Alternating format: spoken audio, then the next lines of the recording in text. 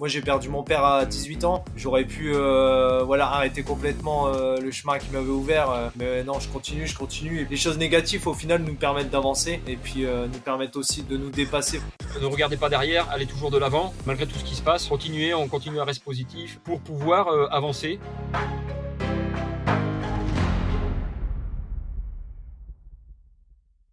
Allez, feu, c'est parti.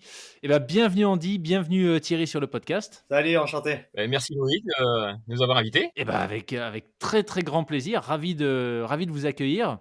Les formats avec 2 invités, ça commence à être la norme, donc c'est chouette parce que je trouve que c'est vachement sympa en termes de conversation, de dynamique. Donc je suis content de vous avoir tous les deux et merci de vous être libérés pour ça. Alors, ce que je vous propose, c'est tout simplement de nous expliquer un petit peu ce que vous faites, les aventures complètement frappées que vous vous apprêtez à lancer, celles que vous avez déjà réalisées par le passé, et puis on verra où ça nous mène ensuite. On commence par toi, Thierry. Oui, honneur aux anciens. C'est ça. Oui, moi, Thierry, ancien, 56 ans.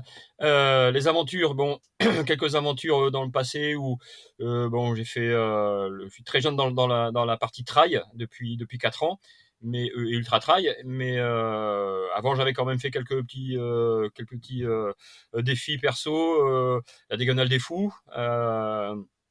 La traversée des Pyrénées de Cerbère à Hendaye, en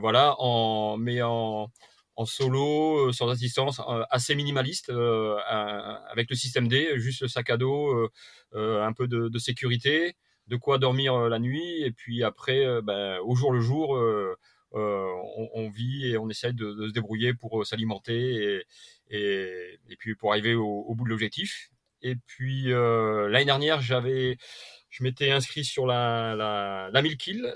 Donc c'est une course qui est quand même assez mythique, qui traverse la France. On part de Saint-Malo, on monte jusqu'au Mont-Saint-Michel et après c'est une trace directe jusqu'à Sète. Donc il y avait 1002 km. Et donc en 10 jours de course à pied, un peu plus de 11 jours au total. Et ce qui fait, ça fait 2 marathons et demi, 3 marathons par jour, 25 marathons au total, accumulés sur 7 jours.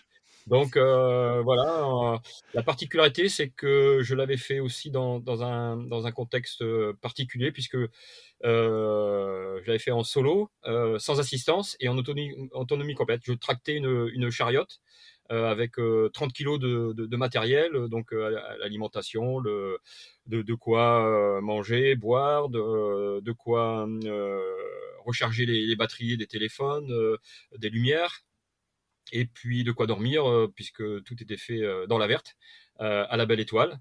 Et donc, cette petite particularité, l'avantage, c'est que j'étais le seul à le faire, donc j'ai terminé premier, c'était bien. Et puis donc, on est parti avec Andy, que vous allez entendre juste après, sur une aventure tout aussi folle, où on va donner de nous, aussi bien dans le dépassement de soi physique que mental, que moral aussi. Et on va donc traverser l'Islande en totale autonomie aussi, sans assistance. Là, chacun avec sa chariote aussi, donc où on emportera tout. Et un petit périple de 1800 km à travers les volcans et les glaciers.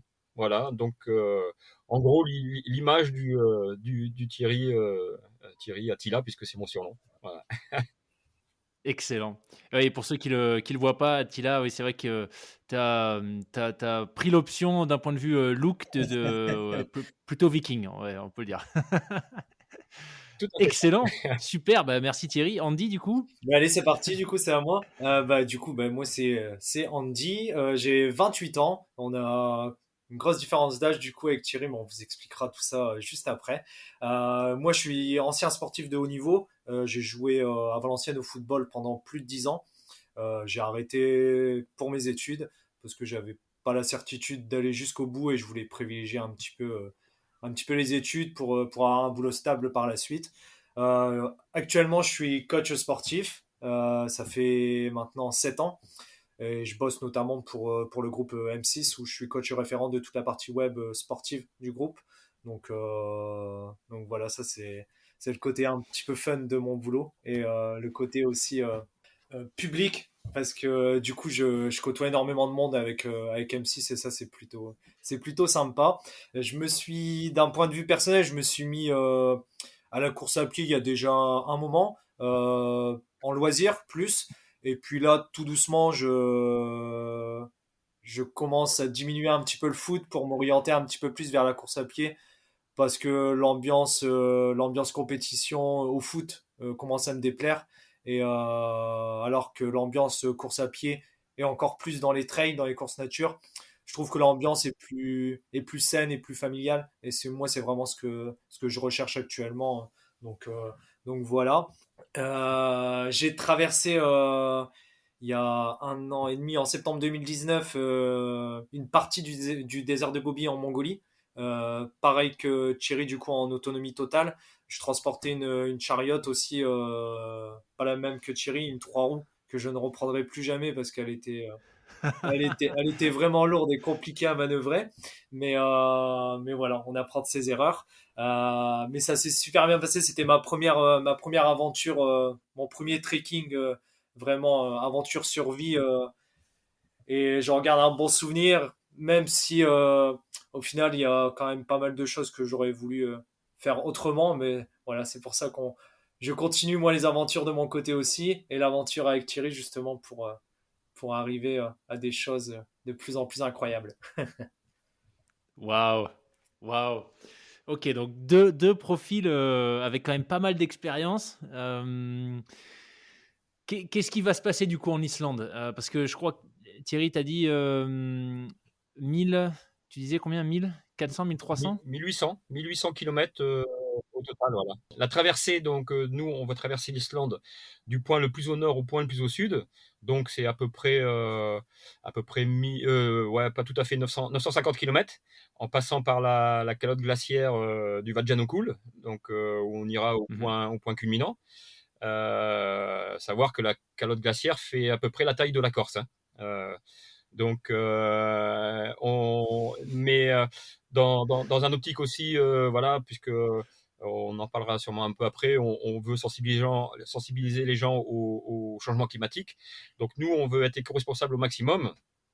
Donc, de l'arrivée à Reykjavik, la capitale donc, d'Islande, pour aller au point le plus au nord, il y a 600 km, et ça, on le fait de nos propres moyens, donc en marchant, en courant, en tractant notre chariot et notre matériel. Ah, d'accord. Et ensuite, quand on va arriver au point le plus au sud, Vikirmirdal, là, il faudra rentrer sur la capitale, l'aéroport. Et là, il y aura encore 250 km. Donc, un total de 1800 km. Voilà, si tout se passe bien, etc. On va essayer de faire ça en 3 semaines. On s'est pris un délai de 4 semaines au cas où, parce qu'on espère arriver tôt pour pouvoir profiter aussi du pays, un peu. Et donc voilà, ouais, une belle petite balade à une moyenne de 80 km par jour à peu près. Waouh, ok. Ouais, je vous posais la question parce qu'on a eu un invité, Steve Farrugia, qui nous parlait entre autres de sa traversée de l'Islande. Et j'avais en tête quelque chose comme ouais, 600, 700 kilomètres. D'accord, donc en fait, ce qui rajoute les kilomètres, c'est que à partir du moment où vous arrivez en Islande, vous vous rendez au point de départ, enfin, entre guillemets, le point de départ de la traversée par vos propres moyens. Et une fois que vous êtes arrivé, même chose, vous rejoignez la civilisation par vos propres moyens. C'est ça, ouais, exactement. Après, la première et la dernière partie pour rejoindre le point le plus au nord et inversement pour rejoindre l'aéroport, nous on se met en tête qu'on va le faire en course à pied ou voilà en marche, mais on espère aussi bah, sur ces trajets, pourquoi pas rencontrer des gens aussi qui pourraient nous prendre voilà en autostop et puis Ok, pouvoir discuter aussi avec eux bah, du réchauffement climatique, parce que vraiment le but de cette aventure c'est d'aller aussi rencontrer les Islandais et d'avoir un retour concret en fait sur eux, comment vivent ce réchauffement climatique, ce qui se produit vraiment sur leur île, etc. quoi. ok. Ok, oui, et donc ça, bah, puisqu'on commence à en parler, il y a deux grandes causes que vous allez mettre en avant à travers à travers ce projet, donc le réchauffement climatique, ou en tout cas la prise de conscience sur les changements climatiques. Et tu disais, Thierry, on en parlait juste avant l'enregistrement, mais Thierry, je crois que tu as une autre cause que tu apportes dans le projet. Oui, c'est ça. Donc, un soutien à vaincre la mucoviscidose, donc l'association de cette maladie. Et donc, avec Andy, nous, parce que c'est une maladie où les gens ont une maladie pulmonaire. Hein. Donc, nous, comme on est en pleine santé, en pleine forme, on va donner notre souffle pour tous ceux qui en manquent. Donc, et en particulier, nous les enfants, puisque c'est ce qui nous touche le plus, que ce soit du côté sensibilisé pour le réchauffement climatique ou aussi pour la mucoviscidose. Et donc, à partir de là, eh ben, sur notre page, voilà, il y a une cagnotte qui est en ligne où on a commencé à récolter des dons. Et on espère que Ok. tous les kilomètres parcourus seront transformés en dons et qu'on pourra remettre voilà, à l'association Vaincre la mucoviscidose. Super. Ah, c'est des beaux projets. Et ça, vous avez commencé à le préparer. Enfin, ça fait combien de temps que vous êtes dessus, le déclic, la naissance du projet? Comment est-ce que ça s'est passé?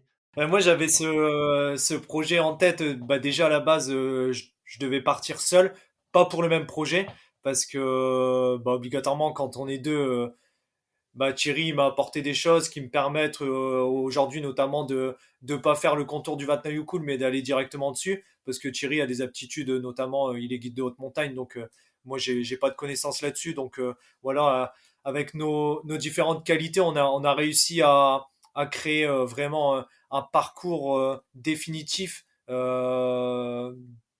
depuis début fin novembre peut-être, Thierry. Au début, on était parti sur 1200 km et puis toutes les semaines, Thierry me rajoutait des kilomètres. Au final, on arrive à 1800 avec 27 000 mètres de dénivelé positif. Ah. Donc j'ai hâte de partir parce qu'à chaque fois, il rajoute des kilomètres. Ouais, faut pas trop tarder C'est là. ça. Ouais, ouais, c'est surtout que on n'avait pas non plus les moyens cartographiques très précis. Donc on avait nos petits logiciels qui permettaient de pouvoir faire des tracés, hein, comme on peut en faire quand on prépare une course ou des courses d'entraînement. Et là, on a trouvé un logiciel beaucoup plus précis et qui fait prendre conscience qu'il y a des endroits où on pense aller tout droit, on ne peut pas parce qu'il y a une crevasse de 25 mètres et qu'on ne pourra pas traverser, il faut la contourner. On pensait passer au-dessus d'une montagne et puis on s'aperçoit que c'est un volcan qui est en éruption, donc on peut pas passer, il faut faire le tour, etc. Donc voilà pourquoi ces kilomètres qui se rajoutent.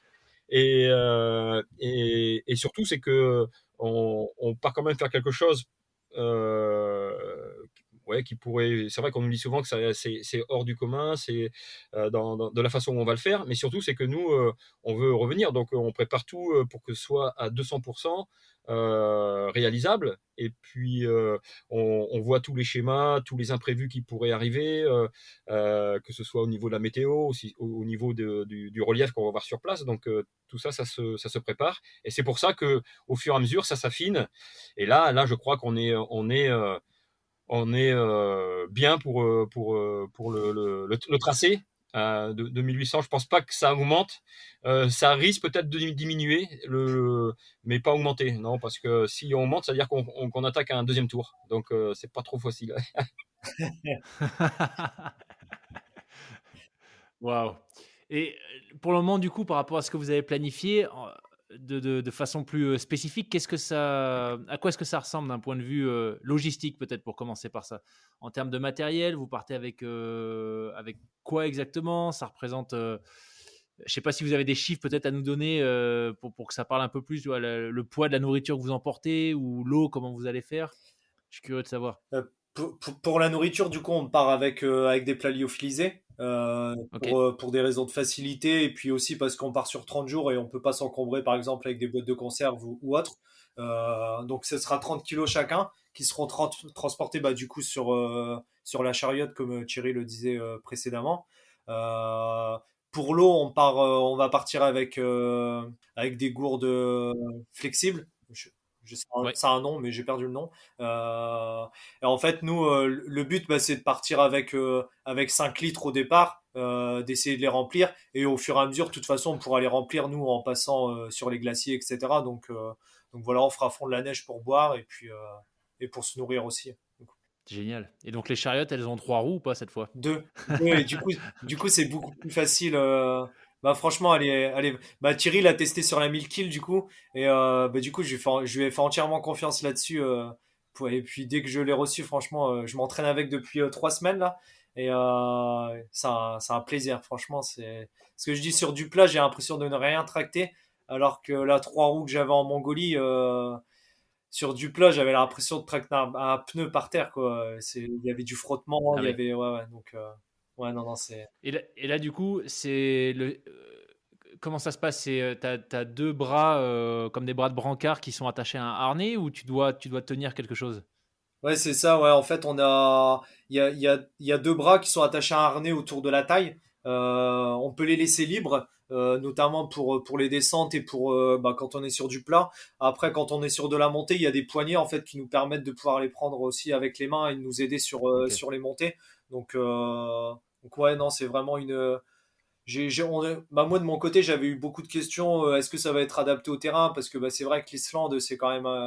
Voilà, on va pas être sur des routes, sur des chemins tracés très souvent, mais franchement, ça tient vachement bien. C'est très stable, les roues sont solides, c'est des roues pleines, donc Ah, ok. avec un diamètre assez grand.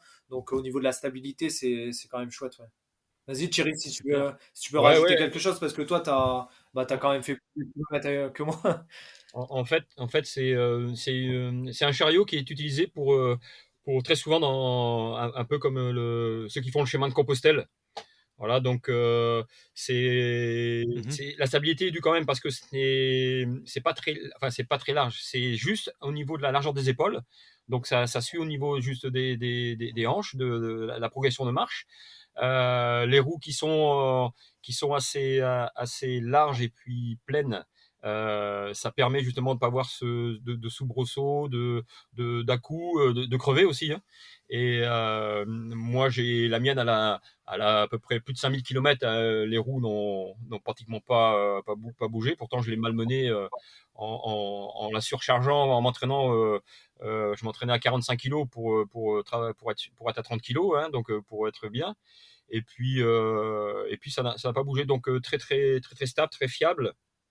Alors j'espère qu'avec l'Islande, comme dit Andy, ça va changer de terrain, parce qu'il y a des moments où on va passer peut-être dans de la neige ou sur de la glace, etc. Donc on va voir comment ça va se comporter.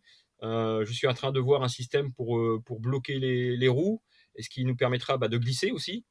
Euh, et puis, euh, et puis après, voilà, donc, Ouais. ça sera à nous aussi de faire notre trace devant, donc eh ben, de faire une trace assez large pour qu'on puisse passer tranquillement avec la chariote. Donc, ouais, je pense qu'elle est adaptée pour ce qu'on va faire. Tout à l'heure, Andy disait 30 kilos. Bon, on sera plus proche des 37 kilos, hein, au départ, puisque on part avec 28 jours de. Quand on dit palyophilisé, c'est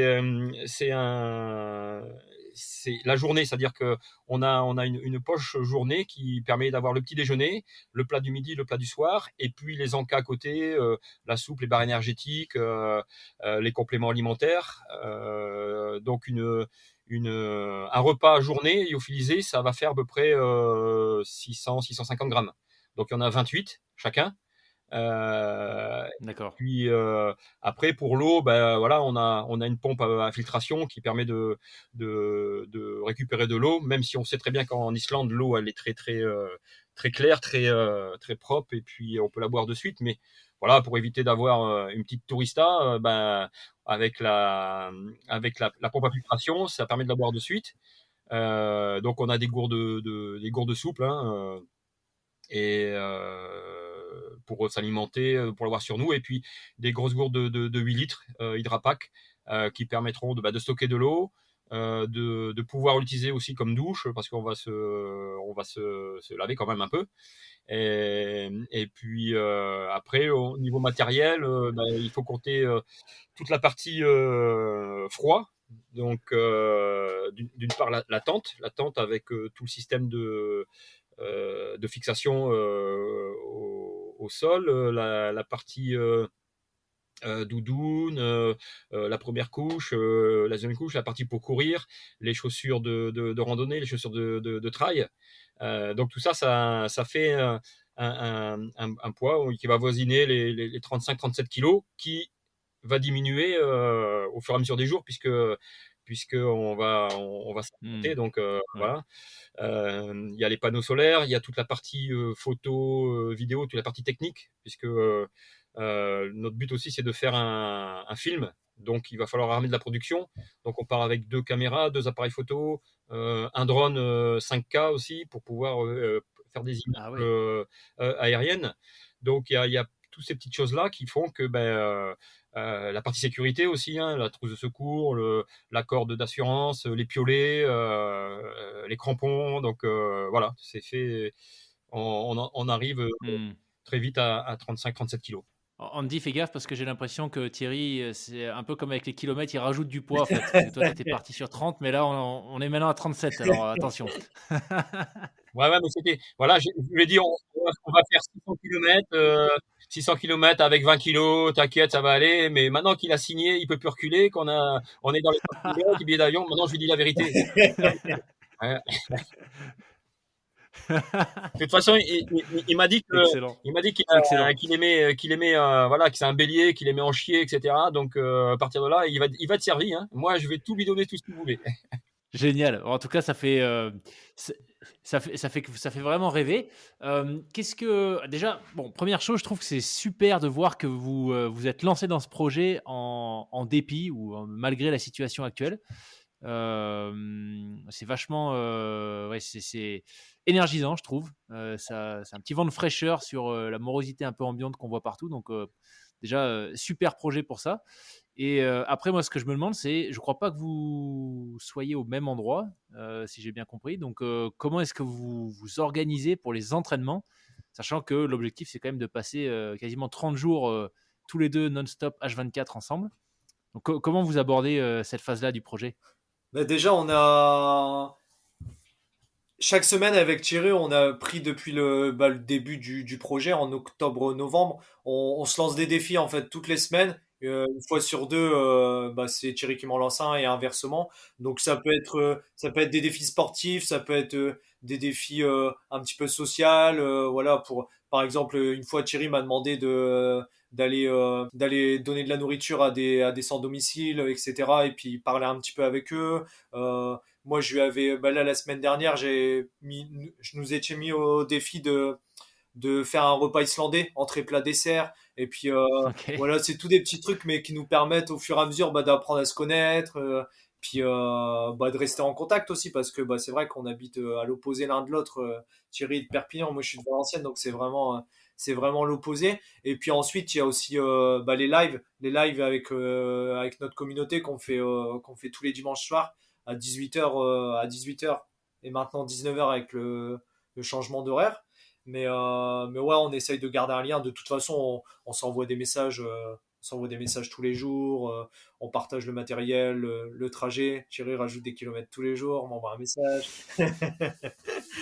Ouais, ouais, bon, ça permet, heureusement qu'on a ce moyen technologique de pouvoir se voir déjà, comme ils disent, se lancer nos petits défis, faire le point aussi sur toute la préparation. Là, on vient de finaliser la partie matérielle avec nos partenaires qui, voilà, c'est aussi tout un travail de démarchage qu'on a été obligé de faire, aller à la rencontre des gens, enfin des entreprises, des sociétés, leur expliquer notre projet. Comme tu disais tout à l'heure, Loïc, c'est que c'est vrai que la situation fait que les gens sont un petit peu réticents, voilà, ils savent pas où ils vont. Donc, mais on a quand même une majorité qui nous font confiance et qui, comme tu disais tout à l'heure, ils trouvent ce projet magnifique, dans le sens où, ben voilà, on voit vers l'avenir, on reste pas au terme du virus qui bloque un peu tout le monde. On sait que ça, Hmm. on n'a plus de vie sociale. Les gens, c'est un peu, ouais, il y a de la morosité, on le voit bien, etc. Et moi, je vois le fait d'aller discuter avec les gens, les commerces de proximité qui ont entendu parler de notre aventure. Donc, hop, ça leur donne le sourire. Et donc, ça, c'est déjà pas mal. Après, on a eu quelques petites frayeurs aussi parce que on est au troisième billet d'avion puisque le premier, on était les seuls dans l'avion et je crois qu'ils ont annulé parce Eh qu'il oui. y avait pas assez de monde. Le deuxième, c'était pas terrible parce qu'il y avait des escales un peu partout et bon, on mettait 10 heures pour aller en Islande. Et puis là, voilà, on est revenu sur un vol direct. Raisonnable aussi dans les prix grâce à une agence de voyage qui nous a soutenu là-dessus aussi, donc qui nous a trouvé des billets plutôt intéressants. Et il y a eu aussi ce fameux vaccin, puisque pour aller en Islande, il fallait se faire vacciner. Donc, on a réussi à avoir notre première injection et on aura la deuxième avant de partir. Donc, voilà, il y a toutes ces petites choses-là qui font que, même si nous, on ne le montre pas pendant nos lives, etc., on le dit, etc., mais on reste toujours positif. Et ben, du fait d'être toujours positif, on voit qu'on arrive à avancer, qu'on trouve des solutions.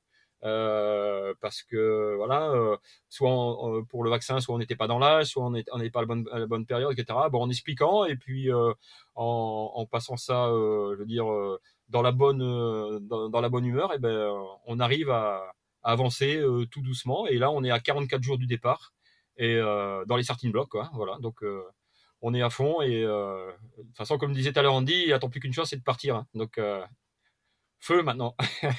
Et puis c'est vrai on le ressent aussi, on le ressent aussi dans les lives. Au début, on avait beaucoup de questions des gens qui nous suivaient. Il y avait beaucoup de questions sur le Covid, comment vous allez faire, voilà, est-ce que vous allez être confiné là-bas, et au final, on a tellement toujours été positif que ça a duré peut-être 3 4 semaines hein, qu'on a eu des questions là-dessus. Et au final, maintenant, plus personne ne pose la question de savoir si le Covid ne va pas nous empêcher de partir parce qu'ils savent très bien que de toute façon on trouvera une solution et que qu'on est toujours positif et du coup bah les gens c'est vrai que les lives qu'on peut faire c'est bah, les gens c'est devenu leur rendez-vous parce que bah ils entendent aux informations à la radio ça parle que de Covid, ça parle de personnes qui sont clouées chez eux et nous le live bah, c'est les lives ça leur permet un petit peu aussi de s'évader de voyager et nous Ouais. on continuera au maximum de les mettre en place quand on sera en Islande et quand on aura la possibilité, notamment avec le réseau, de continuer ces lives, parce que c'est vrai que ça nous a permis quand même de créer un lien vachement fort avec notre communauté. Ouais, c'est vraiment un super message. Et puis je suis d'accord avec vous, tu vois, c'est vrai que si tu te rends compte que tu as, en face de toi des personnes qui continuent de mener enfin de faire avancer leur projet, que ce que toi tu considères être un problème, visiblement pour eux, c'est pas du tout un obstacle. Bon bah au bout d'un moment, j'imagine que ça te fait aussi changer de perspective. Tu vois, donc je suis pas surpris si votre communauté, vu vos profils, elle évolue et elle commence à s'adapter un petit peu à vous, votre mode de fonctionnement. Donc c'est juste génial. Et Thierry, tu soulevais un super point. C'est vrai que souvent dans ces projets quand même d'envergure un peu fou, on voit l'aspect dépassement enfin, physique, dépassement mental, l'aspect vraiment, la partie aventure une fois que le projet est lancé. Mais tu as soulevé un super point sur tout ce que ça implique en termes de préparation avant. Et bah, du coup, je serais curieux de savoir si vous pouvez peut-être nous en dire un peu plus sur est-ce que vous avez dû faire de la recherche, enfin de la levée de fonds en termes de matériel, qu'est-ce qui a été compliqué pour vous. Voilà, qu'on parle un petit peu de cette partie cachée de l'iceberg qu'on ne voit pas forcément habituellement. Ouais, ben, je vais parler pour mon côté, puisque, comme l'a dit Talleyrand, lui il est des Hauts-de-France, moi je suis de l'Occitanie, un côté donc Perpignan et un côté Valenciennes. D'ailleurs, je me disais que si on avait fait un aller-retour Valenciennes-Perpignan, ça aurait fait 1800 kilomètres aussi. Donc, voilà, tout se regroupe, hein, le nord, le sud, on va partir du nord jusqu'au sud de l'Islande. Donc, c'est vraiment et le projet, il est vachement chapeauté comme on le voulait. Et oui, ça a été compliqué un peu parce que il a fallu de chaque côté aller démarcher des partenaires, des sociétés, des entreprises, hein, comme on disait tout à l'heure, et parce que ça a un coût. Nous, bien sûr, on finance aussi de notre côté une partie de cette aventure, Mais c'est vrai que la partie matériel technique, même si tous les deux on était déjà équipés déjà avec du matériel, mais la partie technique grand froid, ça on l'avait pas. Et c'est quelque chose qui on peut pas faire sans. Donc, bah, il a fallu aller démarcher des magasins de sport de haut niveau, de montagne, etc. Donc, on a réussi à avoir un partenariat avec Columbia pour toute la partie spécifique froid. Et puis Ok. avec Sport 2000, donc Thuir, ici dans le sud, et qui lui a fait toute l'autre partie un peu technique sur la partie chaussettes, sac étanche pour mettre le matériel, les, euh, les matelas isolants, enfin toute cette partie-là. Et puis après, quelques partenaires qui nous ont aidés financièrement pour pouvoir acheter la tente, les matériels de photos, vidéos, etc. Donc, c'est vrai que sans ça, ça aurait été plus compliqué. Mais nous, on s'était donné l'objectif de boucler cette affaire au plus tôt, c'est-à-dire pour janvier. Et on n'a pas encore tout à fait tout bouclé parce que voilà, il faut en permanence. Alors, c'est vrai que quand on voit les personnes, souvent c'est oui, oui, oui, et puis on relance une fois, on relance deux fois, on lance trois fois. Donc nous, on préfère que les gens nous disent bah non, on peut pas, c'est pas possible pour nous, plutôt que nous laisser apercevoir Hmm. un, un petit profil en disant voilà, bah oui, avec ça, on pourra faire comme ça, il pourra nous finir tel matériel, etc.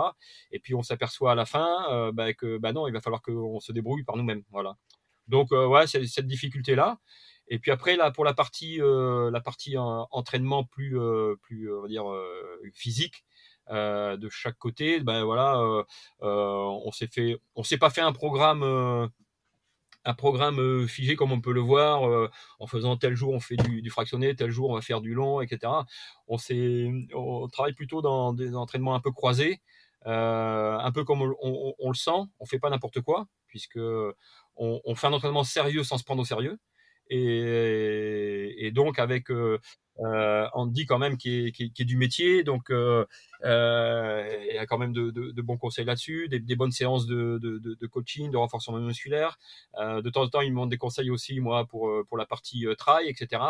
Et donc, on arrive à avoir un entraînement physique qui va être suffisant pour pouvoir faire ce qu'on a à faire. Et après, il y a le physique, c'est bien, mais il y a le mental. Le mental, ça se travaille aussi. Mhm. Parce que là, on part aussi dans un pays où on aura 21 heures de jour et 3 heures de nuit. Donc, il va falloir le travailler, tout ça. Donc, apprendre à dormir quand il fait un peu jour, à se reposer et récupérer très rapidement. Donc, le mental, il faut qu'il soit là. Donc, le fait d'être à deux, ben, ça nous soutiendra aussi. Et puis, le mental aussi, il passe à travers les personnes qui nous suivent. Comme il disait tout à l'heure Andy, sur nos lives, voilà, c'est- ils ont arrêté très vite de nous demander si on va pouvoir y aller. Maintenant, ils demandent, bah voilà, comment vous allez faire ci, comment vous allez faire ça, et voilà, et est-ce que vous allez voir des animaux, patati patata. Et la semaine, il y a 15 jours, on a invité nos épouses sur le live. Ok. Parce que femme d'aventurier, c'est quand même aussi pas rien. Donc, la question qu'on leur posait, c'est comment vit-elle ce départ? Donc voilà, et si on n'est pas soutenu par tous nos proches aussi, ben, le mental, il peut en prendre un coup. Et moi, par expérience sur des longues distances où j'étais plutôt seul, on s'aperçoit que le physique, c'est bien pour pas avoir de bobos, l'entraînement physique, mais le mental, c'est ce qui va permettre le dépassement de soi. Donc moi, j'ai un gros défaut, je suis assez résilient. Donc c'est la chose qui fait que je vais toujours au bout, quel que soit le problème que je peux avoir. Sur la 1000 kills, au 350e kilomètre, j'ai eu inflammation des deux releveurs de pied. Et je l'ai gardé jusqu'à la fin. Mais bon, ben voilà, ça. Au début, je me suis posé des questions de savoir comment faire, etc. Mais si j'avais pas le mental qui me disait, ben maintenant tu fermes ta 1 et puis tu avances, t'as pas le droit d'arrêter. Et ben voilà, on peut avoir tout le physique, le meilleur entraînement, la meilleure préparation. Si derrière on n'a pas ce mental qui va faire qu'on va pouvoir aller au-delà de ses limites. Moi, je pensais connaître mes limites quand je suis parti sur cette traversée de la France, et je me suis aperçu que j'en étais loin encore, et puis surtout c'est que je pouvais les dépasser. Donc ben voilà, là on va encore dans un autre contexte, dans un autre milieu, un autre pays, on va pouvoir à deux décupler nos forces et aller chercher, comme je dis souvent, aller chercher ce Graal par le dépassement de soi, et puis pouvoir aller au bout de notre objectif, qui est donner passer ce message sur ce changement climatique et donner tout notre soutien aux enfants qui manquent de souffle atteints de mucoviscidose. Voilà. Waouh, C'est mon point de vue, hein. super, ouais. Ouais, mais toi, Andy, du coup, tu dirais que Thierry vient de nous partager ce qui, pour lui, est sa force et ce qui fait qu'il arrive systématiquement à aller au bout. Comme vous partez à deux, du coup, en termes de complémentarité, toi, tu dirais que c'est quoi que tu vas apporter sur le projet pour cette expé? Thierry le dit souvent hein, dans les lives. De toute façon, on commence pratiquement toujours par ça. C'est que Thierry a l'expérience et moi j'ai un petit peu la fougue de la jeunesse. Mais et les deux on est quand même vachement complémentaires parce que Thierry, moi, va m'apporter toute son expérience sur déjà ce qu'il a vécu dans le passé, sur son côté sportif aussi, parce que même moi, si je suis coach sportif, j'ai une approche du trail qui est différente de Thierry, parce que Thierry, c'est sa pratique numéro un. Moi, je fais du coaching sportif, mais voilà, ça reste du renforcement musculaire, voilà, des cours de fitness classiques. Donc, le trail, c'est complètement différent. Mais ouais, je suis certain qu'on va être vachement complémentaires. Après, moi, je pense que le plus compliqué à gérer, pour ma part, ça va être le sommeil, qui risque d'être un peu compliqué parce que lui, Thierry, a déjà la chance de dormir très peu la nuit. Mais moi, ça va être quelque chose qu'il faut que je travaille et que, voilà, après, ça va se faire. Hein. Quand j'étais en Mongolie, je le répète souvent, c'est vrai que je le dis souvent dans mon boulot et aussi dans les lives, mais le corps, c'est quand même une belle machine et c'est une machine qui est capable de s'adapter vachement bien. Notamment à l'inconfort. En Mongolie, j'avais pratiquement jamais planté de tente avant de partir. Et les 2 premières nuits que j'ai passées sur un matelas gonflable épais de 2 centimètres, je me suis dit, mais je vais avoir des problèmes de dos, c'est impossible de dormir là-dessus. Et au final, au bout de 2 jours, le corps s'habitue et puis voilà, on dort 3 heures, 4 heures, on a l'impression d'avoir fait une grasse matinée. Ouais, non, c'est toutes des choses qui font que je me pose pas de questions avant de partir parce que je sais très bien que mon corps va s'adapter parfaitement bien. Après, peut-être pas les 2 premiers jours. Les 2 premiers jours, ça risque d'être un petit peu compliqué. Mais au fur et à mesure, je vais prendre le rythme assez facilement.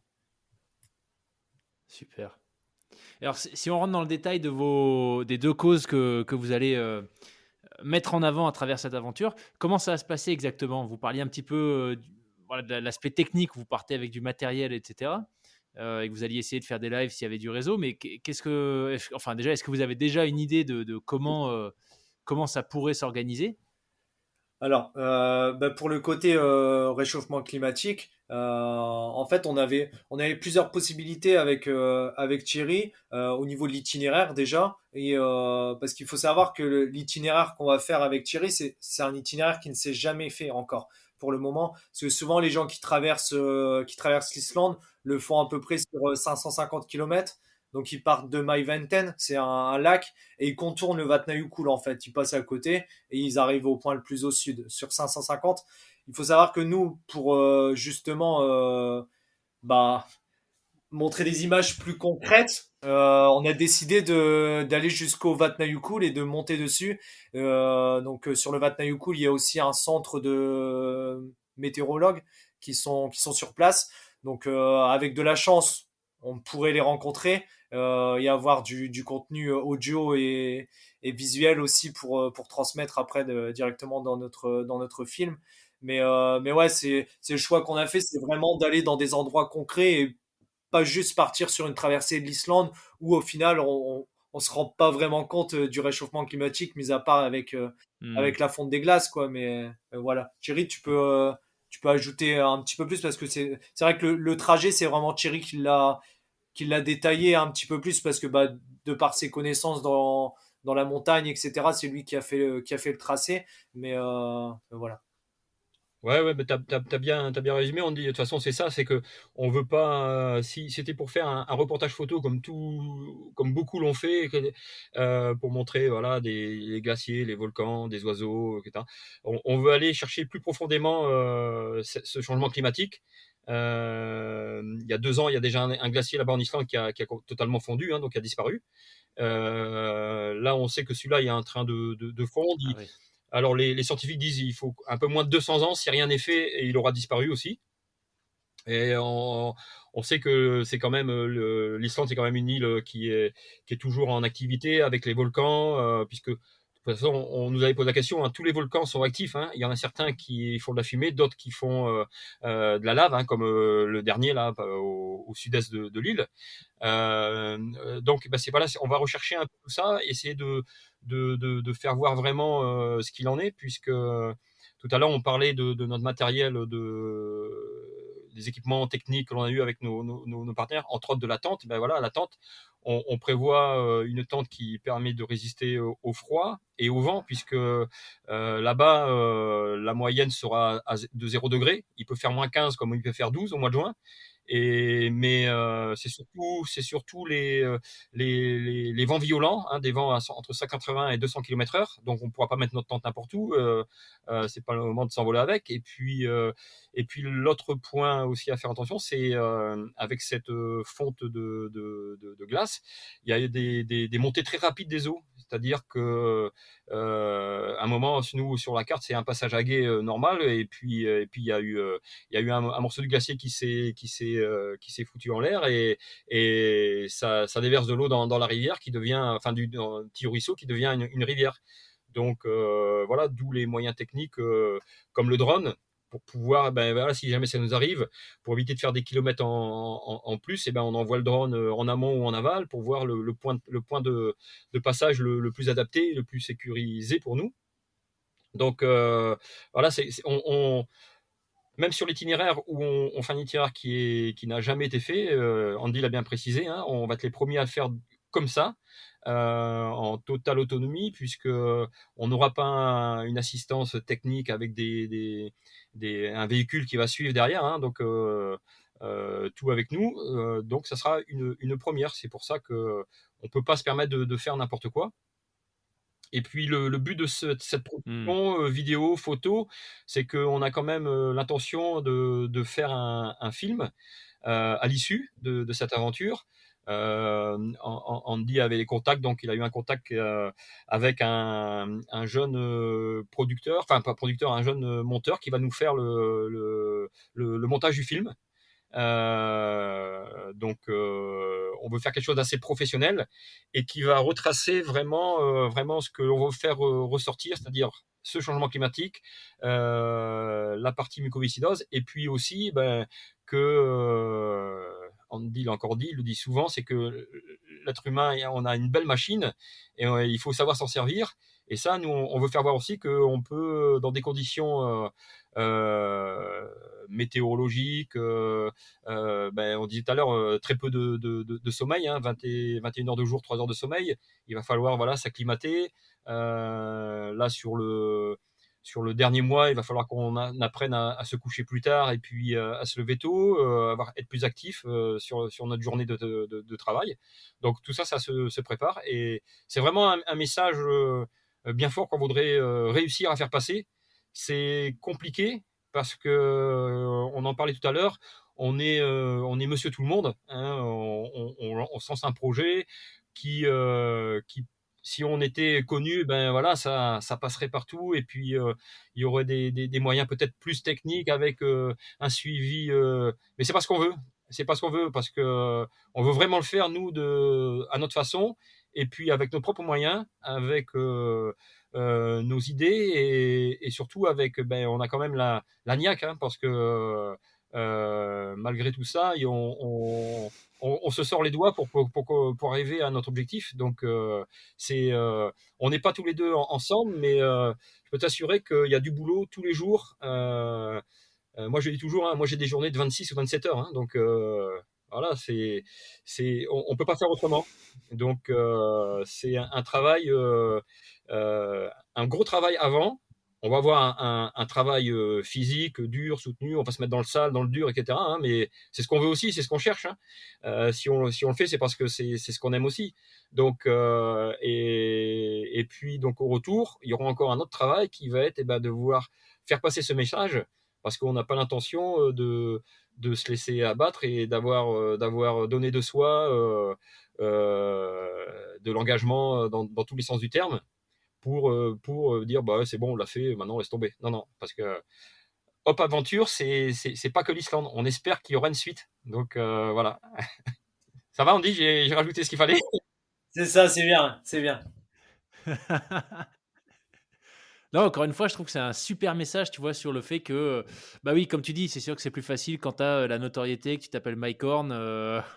Voilà, bon, après, j'imagine qu'il en est là où il en est pour de bonnes raisons, mais c'est vrai qu'en termes de recherche, enfin, de facilité à rendre un projet, à transformer un projet en aventure bien concrète, j'imagine que c'est un petit peu différent, mais je trouve que c'est aussi ça qui est super beau comme message, c'est que bah, en ayant des parcours, en n'étant pas forcément des aventuriers professionnels, voilà, Andy est encore en activité avec son coaching et son travail chez M6, mais vous arrivez quand même à monter un truc qui est juste hyper inspirant et qui très certainement va ouvrir les yeux à pas mal de personnes sur les changements climatiques et le combat de la mucoviscidose. Donc moi je trouve ça super, ouais, super inspirant de voir que vous lancez, vous vous battez avec vos moyens et que c'est ça qui vous convient. Top. Moi, je suis curieux de savoir, on a pas mal parlé des défis qui vous attendent, de la réalité de la préparation et tous les sacrifices que ça peut impliquer, en tout cas les gros efforts que vous avez déployés tous les deux. Mais qu'est-ce qui vous fait rêver dans ce projet à venir? C'est-à-dire, de quoi est-ce que vous avez hâte en particulier? Bah, moi concrètement c'est vraiment me retrouver en binôme avec Thierry parce que c'est vrai que on se prépare à distance depuis des mois et c'est vrai que là je deviens Ouais, impatient quand même de partager des choses avec lui et des choses concrètes, plus concrètes, mais et plus particulièrement le Vatnajökull, je pense que ça va être quelque chose d'incroyable, pouvoir monter sur le glacier de cette façon. Moi je suis un petit peu aussi dans cette optique où voilà, j'aime pas faire comme les autres, je fais toujours différemment, donc là, partir sur le Vatnajökull et le monter de la façon dont on va le faire, c'est vrai que moi, ça me fait rêver. Et pour ça, c'est vrai que je remercie Thierry parce que moi, j'aurais été incapable de le faire tout seul. Donc voilà, moi, c'est ça. top. Thierry? Ouais, bon, un peu, je rejoins un peu Andy. Bah, voilà, on est impatient de se retrouver. Mais moi, je suis aussi impatient de me retrouver avec Andy. C'est parce que pendant ces 3, 4 semaines là, où on va être ensemble, où on va se retrouver dans des moments de complicité, des moments de facilité, des moments difficiles aussi, etc. Et ben moi, je profiterai de lui parler d'une prochaine aventure que j'aimerais qu'on fasse après qu'on aura fini celle-là, parce que voilà, on va essayer de se projeter déjà sur la suite, parce que moi je suis vraiment très confiant de tout ça. Je suis assez optimiste pour tout ce qu'on entreprend, pour les engagements qu'on disait que l'on fait, hein, quels qu'ils soient. Et puis surtout aussi pour tous ceux qui nous suivent et qui nous soutiennent, parce que on a prévu de faire un maximum de live pendant cette traversée. Si on a le réseau, on en fera un tous les jours, hein. Qu'on soit voilà, quand sur la traversée, sur les moments de repos, etc. Et donc voilà, pour tout ça, moi il me tarde, voilà, de partir, de finir et d'entamer la suivante. Alors justement, t'en as trop dit ou pas assez? La suivante, à quoi est-ce que ça ressemble? Pour le moment, hein, avant que tu ajoutes des kilomètres et du poids, mais qu'est-ce qui se profile? Ouais, ouais, ben, après, moi, j'ai un objectif personnel, donc c'est pas ce que je proposerais à Andy, mais pour te donner un peu, moi, l'objectif, c'est que pour mes 60 ans, donc dans 3 ans, 3 ans et demi, ce que j'aimerais, c'est participer à la Barclay Race, Ah hein, ouais. une course qui est dans le Tennessee. Voilà, donc ça rentre tout à fait dans ce que je conçois moi de la course trail. Vraiment dans le défi personnel, le dépassement de soi, vraiment se mettre dans le sale, dans le dur. Bon, moi, c'est un truc qui me plaît. L'orientation, voilà, ça me plaît.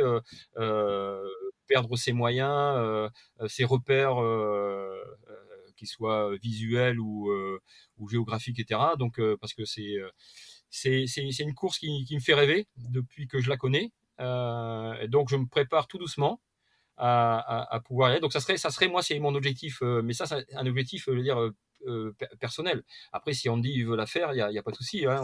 Moi, je suis partant d'une aventure encore avec lui. Hein. Et entre deux, eh ben, il y a 3 ans. Donc, ces 3 années, il va peut-être falloir trouver quelque chose. Et puis, voilà, il y a d'autres montagnes peut-être un peu plus proches. Voilà, il y a d'autres continents. Par rapport à mon ancien travail, j'ai fait plus de 300 pays, donc j'en connais pas mal. Bon, pour le boulot, hein, mais ça m'a permis de faire des pays désertiques, amazoniens, dans le grand froid. Donc voilà, il y a pas mal de choses qui sont à faire et toujours en restant dans notre point de vue, hein, qui est d'un côté la partie changement climatique, sensibiliser l'être Hmm. humain à ne pas laisser quoi à leur descendance. Et puis cette partie voilà humaine avec la mucoviscidose, parce que bon voilà, c'est la mucoviscidose. Pourquoi la mucoviscidose? C'est vrai qu'on n'en a pas parlé parce que tout simplement par le plus grand des hasards, j'ai rencontré une famille et on est devenus amis. Et puis à partir de là, j'ai appris que leur fille était atteinte de mucoviscidose.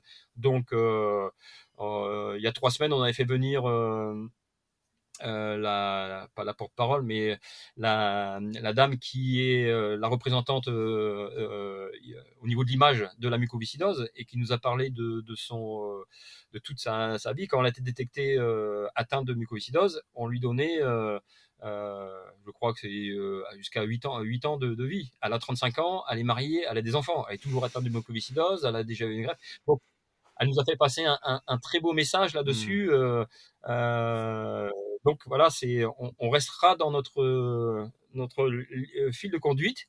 Et voilà, donc j'en ai dit certes un peu beaucoup, j'ai pas tout dit, mais il y aura quelque chose. Et entre la Barclay et l'Islande, Hop Adventure, je pense qu'il y a 3 ans où on peut faire des choses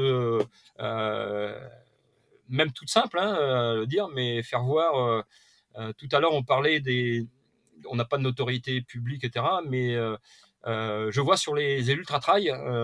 Là, en octobre dernier, j'ai fait les 100 miles sud de France et on part de la montagne jusqu'à la mer. Hein, donc il y a 160 km, je crois que c'est 17 000 mètres de dénivelé cumulé. Bon, il y a des grands sportifs qui viennent là-dessus, mais ils nous mettent 4-5 heures, 10 heures de différence sur le chrono. Mais dire, on passe tous la même arche Hmm. d'arrivée. Et surtout, moi, je pense que les gens comme moi, c'est quand même, on a une plus grande fierté parce que nous, on n'a pas nos lièvres, on n'a pas les gens qui nous fournissent le Ouais. sac rempli, etc. Il faut, voilà, c'est certes qu'il y a les ravitaux, mais dans les ravitaux, souvent, t'as pas envie de manger ce qu'il y a sur place, etc. Donc, les gens, ils ont leur accompagnateur, ils ont leur suivi, ils ont leur coach, ils ont la partie médicale, etc.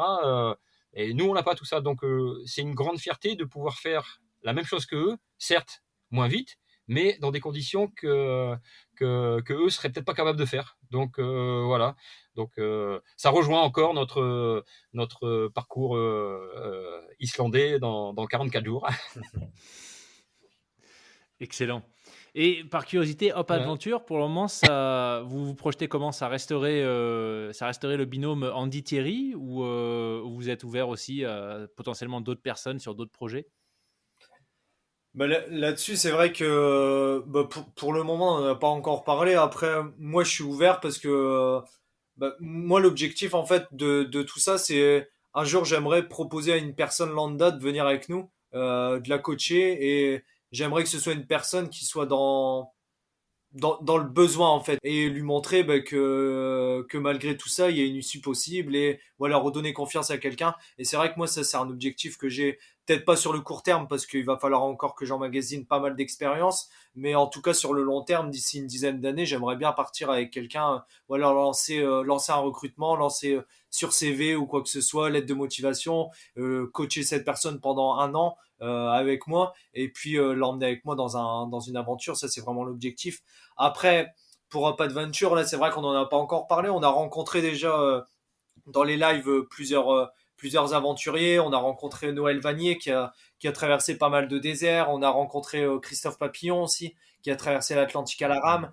Et c'est vrai que tous les deux, bah, mine de rien, on a commencé à parler d'aventures futures. Et puis, donc voilà, ça, il y a des choses qui se sont greffées, des choses qui se sont dit. On a retenu des choses, on en a oublié d'autres. Mais c'est vrai que pour l'instant on est deux, mais voilà, un jour peut-être qu'on sera peut-être plus, mais en tout cas, je pense que Hop Adventure, ça restera toujours Thierry et Andy, mais il y aura peut-être des personnes qui viendront se greffer, des invités de temps en temps, quoi. C'est ça, hein, Thierry, je me trompe pas? Ouais, ouais, c'est ça. Et c'est surtout aussi pour ce nom Hop Adventure, parce que on a cherché quand même, nous, on a aussi fait participer notre communauté en demandant aussi de nous donner des idées, etc. On est parti sur Hop Adventure parce que Hop pour espoir et l'aventure de l'espoir, parce que ça reste quand même de l'espoir dans tous les sens du terme. Comme disait Andy, bah voilà, pour des personnes qui seraient dans le besoin, et des personnes qui auraient pas peut-être pas les capacités de faire des choses, et on pourrait les aider dans ce sens-là. Et puis l'espoir, voilà, l'espoir bah, pour la partie bah, climatique, la partie humaine, voilà, tout ça. Je pense que Bonaventure, ça ne s'arrêtera pas à l'Islande. Voilà. Bon, en tout cas, je vous le souhaite, mais vu le dynamisme, l'entrain et vos parcours à tous les deux, je serais pas surpris que ça continue sur des projets de plus en plus fous. Super. Bah, on arrive déjà quasiment à la fin. Moi, j'aurais juste voulu savoir s'il y avait peut-être une phrase, une idée, un point important pour vous que vous auriez envie de partager par rapport à tous ceux sur quoi on a échangé. Qu'est-ce que ce serait? Vas-y, Thierry. Andy. Ah, une ligne de conduite.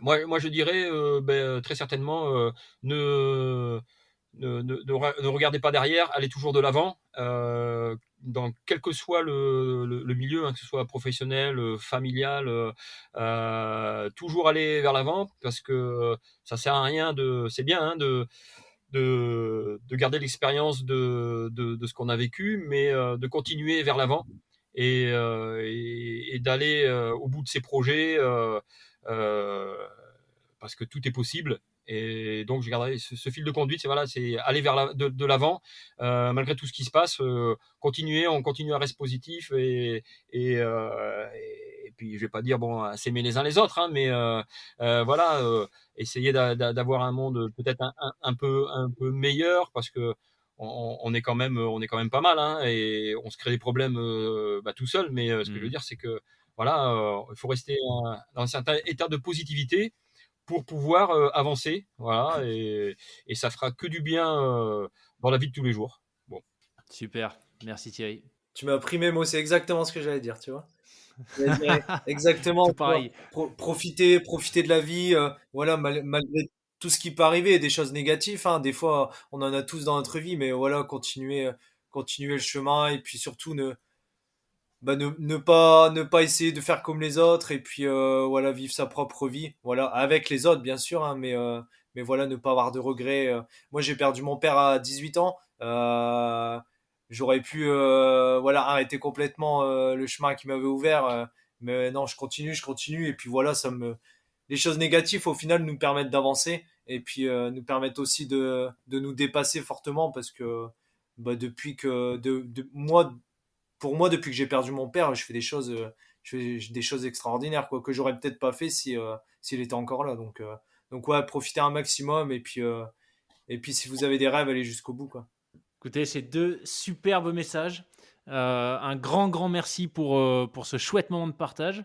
Encore une fois, moi j'ai trouvé votre projet, les aventures que vous avez déjà réalisées et l'aventure à venir, puisque c'est clairement plus juste un projet, on est déjà dans l'aventure à 44 jours du départ. J'ai trouvé tout ça super inspirant, super, encore une fois, rafraîchissant vu l'ambiance actuelle. Et ça fait, voilà, on devrait voir ça aux journaux bien plus souvent que les mises à jour sur le Covid. En tout cas, ça ferait sans doute plus de bien. Mais ouais, encore une fois, un grand merci pour ce partage. Je mettrai en description de l'épisode pour les gens qui veulent vous suivre. Le mieux, c'est quoi? C'est Instagram, hein, c'est là où vous êtes le plus actif avec les lives. Les lives sont sur Facebook, mais Sur Facebook. mais on essaye de développer un maximum là le compte Instagram, notamment pour le côté un petit peu plus visuel que Ouais, le côté descriptif, il se fera sur Facebook et le côté visuel sur Insta. d'accord. Bah, je vais mettre tout ça en description de l'épisode. Comme ça, ce sera facile pour tout le monde d'aller vous suivre quand vous serez au beau milieu de l'Islande dans votre traversée. Et les moments de galère, on pourra voir à quoi ça correspond. C'est ça. Mais ouais, en tout cas, encore une fois, un grand Ouais, ouais. merci et je vous souhaite tout le meilleur pour la suite. Merci beaucoup. Eh ben, merci beaucoup Loïc, hein. Merci de nous avoir invités. Et puis voilà, on s'aperçoit qu'on était parfait pour cette émission de frapper. Génial. Un grand merci à tous les deux.